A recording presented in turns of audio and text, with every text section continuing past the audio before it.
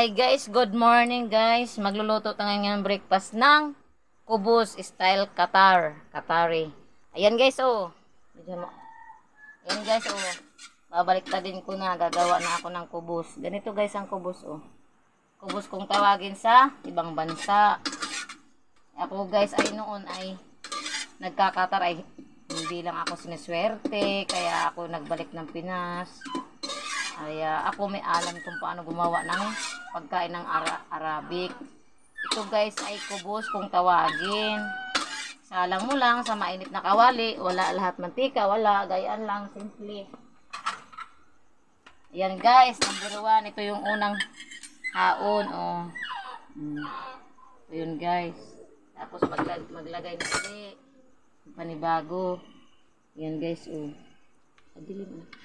Ayan guys, oh. Nalagay na din eh. Ito, nag-videohan mo anak ko.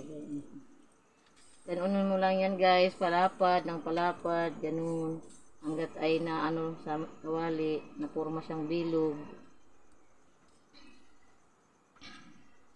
Eh wala ditong bikili guys. So nag-idea akong magluto ako ng kubos. Why not, diba? Hanggat ay may harina. May paraan.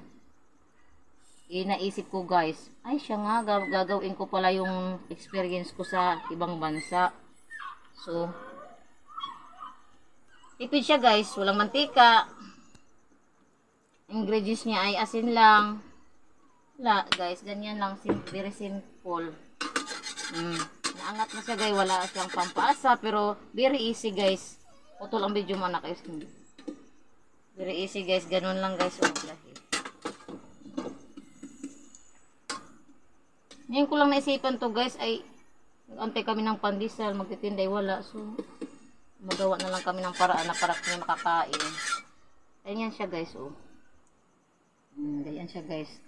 Hindi siya nadikit. Ang sabi ng iba, pag daw ka mag-apply ng mantika, nadidikit. Bakit guys hindi nadikit yung ako ang gumawa, oh?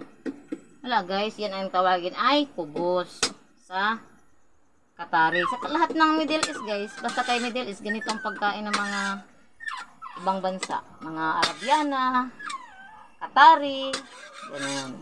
Yun guys, oh. Easy lang, asin lang ang timpla niya. Wala siyang chemical guys kung tawagin. Walang chemical. Budbud mo, ilagay mo sa kawali, ikot-ikot mo, ganyan. Palapad laang hanggat ay nabuo siyang bilog. Tapos aangat na siya guys. Kung bakit ngayon ko lang naisipan guys, kasi naawa ako sa anak ko, walang breakfast guys, wala kaming pera. Kaya, tsaka pag may nagpandesal din, late na, lagi kaming naubusan, hindi na naabot sa amin. So, gumawa akong paraan guys. Simple lang siya guys. Pagkatapos, umangat na. Kaysa sa ludsod. Iba naman yung sa ludsod guys, kasi may sugar yun, may buko, murain kung tawagin. Ito naman ay kubos. Ito yung pagkain talaga ng mga Qatari.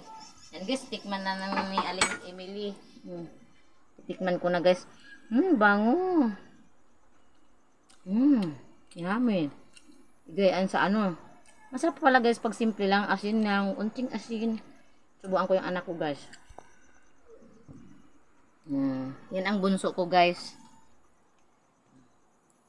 Harap. Mawa ang mga aking biyan at saka aking bunso guys, wala kaming almusal. Sa English pa ay walang breakfast.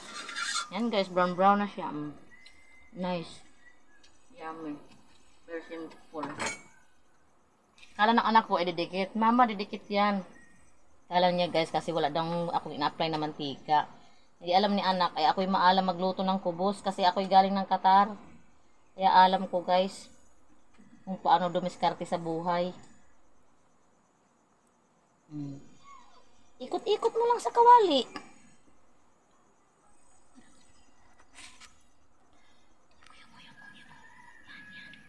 Ikot-ikot mo lang siya guys. And then, maya pag na brown na siya, maaari na siyang baliktarin. Aray, init. Easy lang siya guys. Ganito lang siya guys, oh. Very easy. Baliktarin. Brown na siya guys, oh. Yan ang hitsura niya guys.